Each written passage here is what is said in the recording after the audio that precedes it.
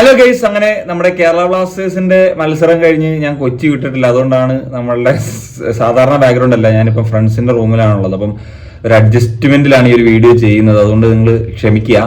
Anyway, ഈ ഒരു മത്സരത്തെ പറ്റി കുറച്ചും കൂടി കാര്യങ്ങൾ സംസാരിക്കേണ്ടതുണ്ടല്ലോ. ഓൾറെഡി നമ്മൾ ഒരു മാച്ച് റിവ്യൂ, അത് റിവ്യൂ എന്ന് പറയാൻ പറ്റില്ല, കാരണം മത്സരത്തിന് ശേഷം ആ ഒരു എക്സ്പീരിയൻസ് ഞാൻ ഷെയർ ചെയ്തതാണ്. അതിനോടൊപ്പം നമ്മൾ ഇന്ന് ഒരു മാച്ചിന്റെ വ്ലോഗും ഒക്കെ ചെയ്ത് സംസാരിച്ചിട്ടുണ്ട്. സോ ഈ ഒരു മറ്റ് വിശദമായിട്ടുള്ള കാര്യങ്ങളൊക്കെ സംസാരിക്കുന്നതിന് മുമ്പ് തന്നെ ഈ ഒരു കഴിഞ്ഞ വീഡിയോസിലൊക്കെ വന്നിട്ടുള്ള പ്രധാനപ്പെട്ട 2 കമന്റ്സ് ആണ്. എനിക്ക് അതിനെപ്പറ്റിയും കൂടെ ഒന്ന് ഡിസ്കസ് ചെയ്തിട്ട് ഈ ഒരു കാര്യത്തിലേക്ക് വരുന്നതാണ് കുറച്ചും കൂടി നല്ലതെന്ന് തോന്നുന്നു.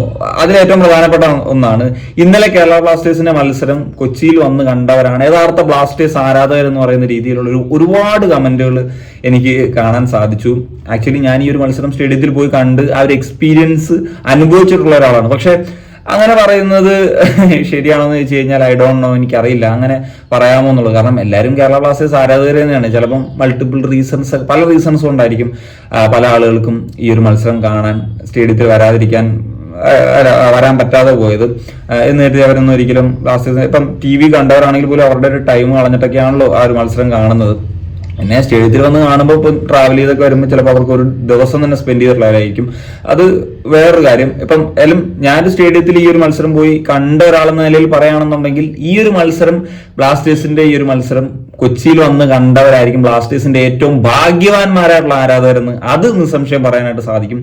കാരണം എന്ത് മാച്ച് എക്സ്പീരിയൻസ് ആയിരുന്നു. സ്റ്റേഡിയം അറ്റ്മോസ്ഫിയർ ആണെങ്കിലും ഗെയിം ആണെങ്കിലും ടോട്ടലി ഒരുപാട് ഹാപ്പനിങ്സും ഒരുപാട് ഇൻട്രസ്റ്റിംഗ് ആയിട്ടുള്ളതും, അല്ലെങ്കിൽ നമുക്ക് അഡ്രിനാലിൻ റഷ് എന്നുള്ളതായിട്ടുള്ള ഒരു മത്സരമാണ് ഇത് എന്നുള്ളത് നിസ്സംശയം പറയാനായിട്ട് സാധിക്കും. അതുപോലെ തന്നെ വിമർശിച്ചവർക്ക് ഇതാ നമ്മളൊരു വിജയം കൊടുത്തിരിക്കുന്നു ഇവാൻ, അല്ലെങ്കിൽ കേരള ബ്ലാസ്റ്റേഴ്സ് എന്നുള്ളതാണ്. വിമർശിച്ചവർ എന്ന് പറഞ്ഞാൽ ബ്ലാസ്റ്റേഴ്സിന്റെ ആരാധകർ എന്ന നിലയിൽ തന്നെയാണ് പറയുന്നത്. ഉറപ്പായിട്ടും ഇപ്പം ഈ ഒരു മത്സരത്തിൽ പ്രത്യേകിച്ച് നമ്മുടെ സെക്കൻഡ് ഹാഫിലേക്ക് വരുമ്പോൾ നമ്മൾ നടത്തിയ പെർഫോമൻസ് എന്ന് പറഞ്ഞു കഴിഞ്ഞാൽ കിടിലൻ പെർഫോമൻസ് ആയിരുന്നു, ഒന്നും പറയാനില്ല, അതിൽ യാതൊരു വിധത്തിലുള്ള ഡൗട്ടും ഇല്ല. പക്ഷെ അതുകൊണ്ട് നമുക്കിപ്പം നമ്മുടെ അവസാനത്തെ കേരള ബ്ലാസ്റ്റേഴ്സിന്റെ 5 മത്സരങ്ങൾ നമുക്കറിയാം വളരെ പുവറായിട്ടാണ് കളിച്ചത് എന്നുള്ളത്, ആ ഒരു ഇന്റന്റ് എന്താണ് എന്നുള്ളത് അതിനെപ്പറ്റിയൊക്കെ സംസാരിച്ചതുമാണ്. അതിൽ മാറ്റമൊന്നുമില്ല. ഇപ്പം ഈ ഒരു മത്സരത്തിൽ നോക്കിയാൽ നമ്മളുടെ ആദ്യത്തെ പകുതി അല്ലെങ്കിൽ പ്രത്യേകിച്ച് 30 മിനിറ്റുകൾ ശോകം കളിയായിരുന്നു. ആ ഒരു ഇന്റന്റ് കാണിച്ചില്ല. പിന്നെ ഈ പറഞ്ഞ പോലെ നമ്മൾ ആഗ്രഹിക്കുന്ന ഒരു ഇന്റന്റ് എന്ന് പറയുന്നത് ഇന്നലത്തെ ഒരു മത്സരത്തിൽ സെക്കൻഡ് ഹാഫിൽ കാണിച്ചിട്ടുള്ള ഒരു കാര്യമാണ്. അതിന്റെ ഒരു റിസൾട്ടും നമുക്ക് കിട്ടി എന്നുള്ളതാണ് ഏറ്റവും പ്രധാനപ്പെട്ട ഒരു ഫാക്ടർ. ഒരു കാര്യം ആലോചിക്കുക, ഇപ്പം പ്ലേ ഫോർ ബാഡ്ജ് എന്നൊക്കെ പറഞ്ഞ നമ്മുടെ മഞ്ഞപ്പട സ്റ്റാൻഡിൽ നിന്ന് തന്നെയാണ് ആരാധകരൊക്കെ പറഞ്ഞത്. അവരെല്ലാവരും സന്നിധരായിരുന്നു കഴിഞ്ഞൊരു മത്സരത്തിൽ നോക്കിക്കഴിഞ്ഞാലും. ആ ഒരു പ്ലേ ഫോർ ബാഡ്ജ് എന്ന് പറയുന്ന ഒരു സ്റ്റാൻഡിൽ നിന്ന് വരാനുള്ള പ്രധാന കാരണം കഴിഞ്ഞ മത്സരത്തിൽ ഇന്റന്റ് ആണ്. പക്ഷെ ഈ ഒരു മത്സരത്തിനിടയിലൊന്നും അങ്ങനത്തെ ഒരു കാര്യങ്ങളൊന്നും അല്ല ചെയ്തത്. കംപ്ലീറ്റ്ലി പോസിറ്റീവ് ആയിട്ടുള്ള, ഞാൻ മാച്ച് ഡേ വ്ലോഗിലൊക്കെ പറഞ്ഞിരുന്നു, അതായത് നമ്മൾ 90 മിനിറ്റും ചാൻഡ് ചെയ്തുകൊണ്ടിരിക്കുക, ടീമിനെ ബൂസ്റ്റ് ചെയ്തുകൊണ്ടിരിക്കുക എന്നുള്ള ഒരു രീതിയിലാണ് ചാനൽ ലീഡേഴ്സ് ഒക്കെ നിർദ്ദേശം കൊടുത്തിരുന്നത്. കാരണം എത്ര ഒരു മോശം അവസ്ഥയിലാണ്. അപ്പൊ നമ്മൾ 2-0 പുറകെ നിൽക്കുന്ന സമയത്ത് ചാനൽ ലീഡേഴ്സ്, നമ്മൾ നോർത്ത് ഈസ്റ്റ് യുണൈറ്റഡ് മത്സരം 2-0 പുറകിട്ടാണ് ഡ്രോയിലേക്ക് വന്നത്. അപ്പം അതിനുവേണ്ടി നമ്മൾ ഫുൾ ടൈം ചാൻഡ് ചെയ്തുകൊണ്ടിരിക്കും. അപ്പം ആരാധകരൊക്കെ ആഗ്രഹിച്ചത് അറ്റ്ലീസ്റ്റ് ഒരു ഡ്രോ എങ്കിലും ഈ ഒരു മത്സരത്തിലാകണം എന്നുള്ള തരത്തിൽ തന്നെയാണ് ഫുൾ ടൈം ചാൻഡ് ചെയ്തത്. പക്ഷെ നമുക്ക് ആ ഒരു 2 ഗോളിൽ നമ്മൾ നിർത്തിയില്ല, 4 ഗോളുകൾ അടിച്ചുകൊണ്ടാണ് ആ ഒരു ഇത് നിർത്തിയത്. സോ സ്ഥിരം നമ്മുടെ സ്റ്റേഡിയത്തിൽ വന്ന് മാച്ച് കാണുമ്പം, സ്റ്റേഡിയത്തിൽ ഇരുന്ന് കാണുമ്പോൾ ആ ഒരു തരത്തിലുള്ള ഒരു ഇന്റന്റ് വരുന്ന സമയത്ത് ഉറപ്പായിട്ടും ക്രിറ്റിസിസംസ് അത് മത്സരത്തിന്റെ ഇടയിലല്ല, മത്സര ശേഷമൊക്കെ ഉണ്ടാകും. അതാണ് അന്ന് ആ ഒരു പ്ലേ ഫോർ ബാഡ്ജ് എന്ന രീതിയിൽ ആരാധകർ ഇപ്പം KBSയോട് പറഞ്ഞെന്നുള്ളത്. അപ്പം അന്ന് കുറെ ആളുകളൊക്കെ പറഞ്ഞിരുന്നു അത് ടീമിന് അതൊരു പ്രഷർ ആകുമെന്നുള്ളത്. പക്ഷെ ഈ ഒരു മത്സരത്തിൽ അത് എങ്ങനെ വന്ന് ഭവിച്ചു എന്നുള്ളത്, കാരണം ആരാധകർക്ക് എൻജോയ് തരുന്ന തരത്തിലാണ്, ആ ഒരു പ്രഷർ അല്ലായിരുന്നു. ബ്ലാസ്റ്റേഴ്സ് ആരാധകർ ഏത് തരത്തിലുള്ള പിന്തുണ കൊടുത്തു അതിനുവേണ്ടി ഈ ഒരു മത്സരത്തിൽ കളിച്ചു എന്നുള്ളതായിരുന്നു ഏറ്റവും പ്രധാനപ്പെട്ട ഒരു കാര്യം. ഈ ഒരു മത്സരത്തിലേക്ക് വരുന്ന സമയത്ത് പ്രധാനപ്പെട്ട ചില ചേഞ്ചസ്, ഇപ്പം വിപിൻ മോഹൻ ആദ്യ 11ലേക്ക് വരുന്നു. അതുപോലെ രാഹുൽ KP ആണ് കഴിഞ്ഞൊരു മത്സരത്തിൽ നിന്ന് നോക്കുകയാണെങ്കിൽ ആദ്യ 11ലേക്ക് വരുന്നൊരു 4-4-2 തന്നെ. ഇപ്പൊ ഫെഡോറും ദിമിയോ അങ്ങനെ കളിക്കുന്നു.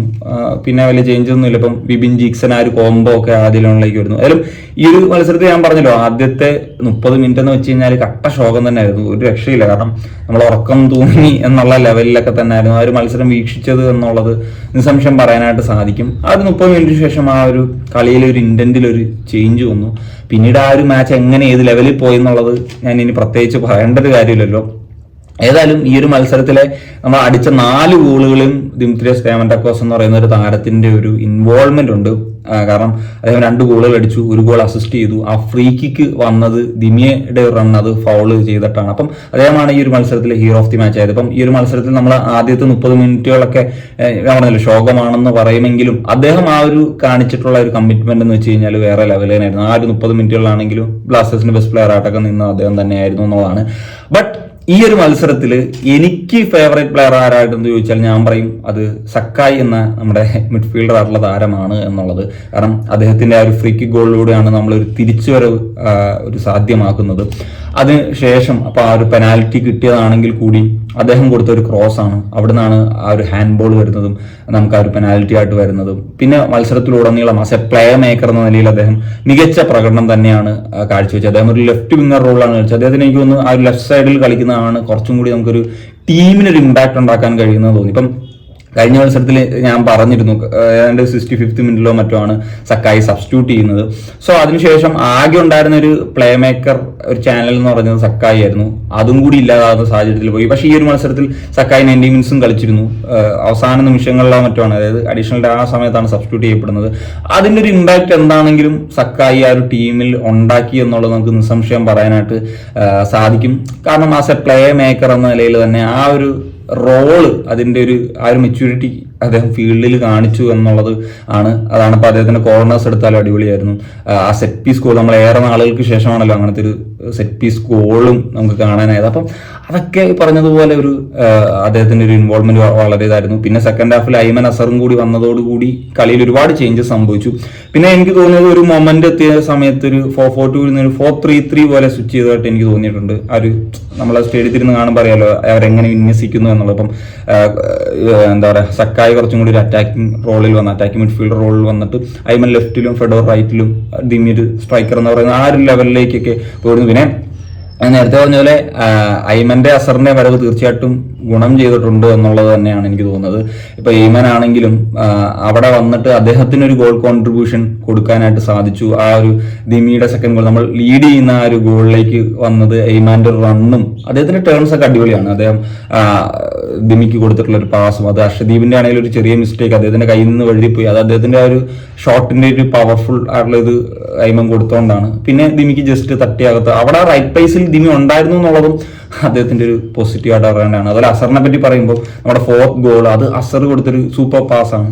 അത് ഫെഡോറിന് കൊടുത്തു, പിന്നെ ദിമിക്ക് കൊടുത്തു. ദിമിയാണ് ഫെഡോറിന് കൊടുത്തിട്ട് ഫെഡോർ അത് സ്കോർ ചെയ്യുന്നത്. ഏതായാലും അതിനെപ്പറ്റി പറയുമ്പോഴും അതൊരു ഡിഫിക്കൽട്ട് ആംഗിളിൽ നിന്നാണ് സാധാരണഗതിയിൽ അത് പാസ് ചെയ്യാനാണ് ശ്രമിക്കാറുള്ളത്. പക്ഷെ അദ്ദേഹം ആ ഒരു വളരെ നാരോ ആയിട്ടുള്ള സ്പേസിൽ കൂടി ഗോൾ അടിക്കാനാണ് ശ്രമിച്ചത്. ഒരു പക്ഷേ നമ്മൾ ലീഡ് ചെയ്ത് നിൽക്കുന്ന കൂടി സാഹചര്യം ആയതുകൊണ്ടാണ് ഏതായാലും ആ ഒരു ഗോൾ വന്നത്. തീർച്ചയായിട്ടും ഫെഡോർ എന്ന് പറയുന്ന ആദ്യത്തെ സംബന്ധിച്ചും അദ്ദേഹത്തിന്റെ ഇപ്പം പറയാം ഇവിടെ അഡാപ്റ്റ് ആകാനുള്ള ഒരു ടൈമിന്റെ ഒരു പ്രോബ്ലം ഒക്കെ ഉണ്ട്. പക്ഷെ ഈ ഗോൾ വരുമ്പോൾ തീർച്ചയായിട്ടും ആ ഒരു പ്ലെയറുടെ മുറയിൽ അതൊക്കെ കൂടാൻ ഉറപ്പായിട്ടും സഹായകരമാകുമെന്നുള്ളതാണ്. മറ്റു പ്രധാനപ്പെട്ട താരങ്ങളെയൊക്കെ പറ്റി പറയേണ്ട ഒരു സമയത്ത് ഇപ്പം കരൺജിത് സിംഗ് അദ്ദേഹം നന്നായിട്ട് തന്നെ കളിച്ചു. അദ്ദേഹത്തിന്റെ ഒരു എക്സ്പീരിയൻസ് ഇത് ചെയ്ത്.